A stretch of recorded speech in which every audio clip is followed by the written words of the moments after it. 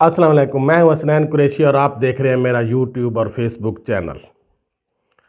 Akbar S Babar जो PTI से तकरीबन 10-11 साल पहले उसको निकाल दिया गया था, और अकबर एस बाबर जो है वो भटकी हुई रूह है जो इस वक्त चुड़ैल बनकर रातों को लोगों को डराने का नाम, भटकाने का काम और पत्थर मारने का काम करती हैं, बदरूहें और चुड़ैलें। आपने सुना होगा कि अगर किसी रूह को अपना प्यार दुनिया में ना मिले तो वो चुड़ैल या भूत बनकर रात को लोगों को पत्थर मारते हैं, सराइकी में कहते हैं कि वट्टे मारते हैं और रास्ते से भटकाते हैं।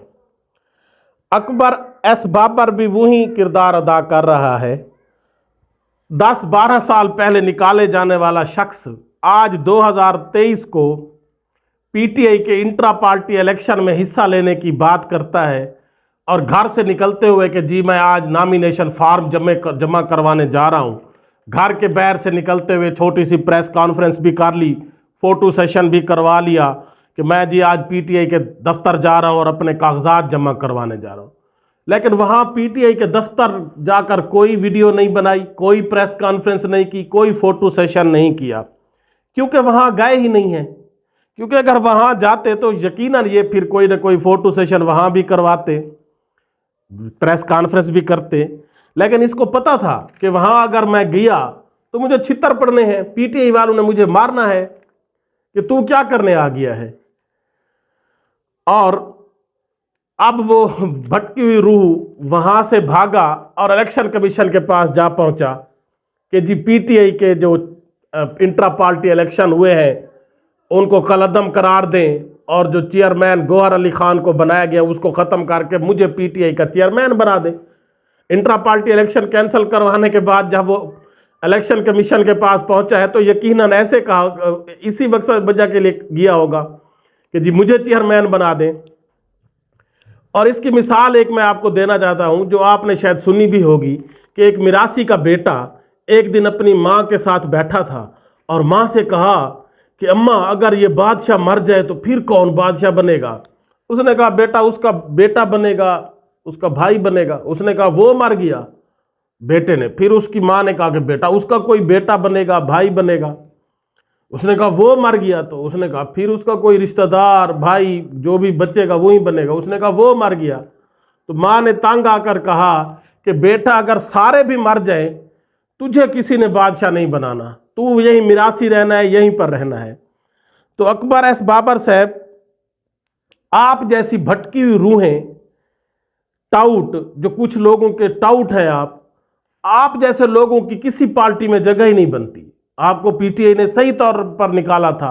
अगर आप में थोड़ी सी आपके अंदर कोई करेज होती, कोई एथिक्स होती, कोई अखलाकियात होती, तो आप जिस पार्टी में रहे हैं कम से कम उसके खिलाफ ऐसे बकवास ना करते रहते और ऐसे खाम खा के उसके ऊपर इल्जामात लगाना और ऐसे बहाने ढूंढना उस पार्टी को कहीं पर तंग करने के। तो अकबर एस बाबर साहब, आप जैसी बदरूहें, शायद आप अब चलो अब तो आपकी पता नहीं जगह कहीं बने ना बने, वो तो चलो भुगत जाएगा, दौर गुजर जाएगा, पीटीआई का जो क्राइसिस है वो भी खत्म हो जाएंगे।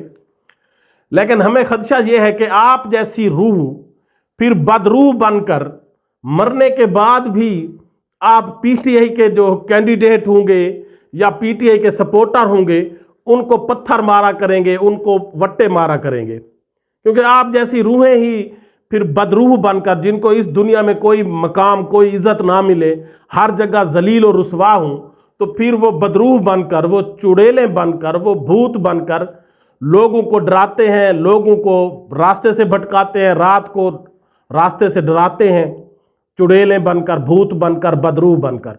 तो हमें भी यही खदशा है कि शायद मरने के बाद भी आप कोई बदरूह बनकर पीटीआई के सपोर्टर और पीटीआई के कैंडिडेट को रास्ते से भटकाने का काम करें, या आप उनको पत्थर मारें, कंकर मारें।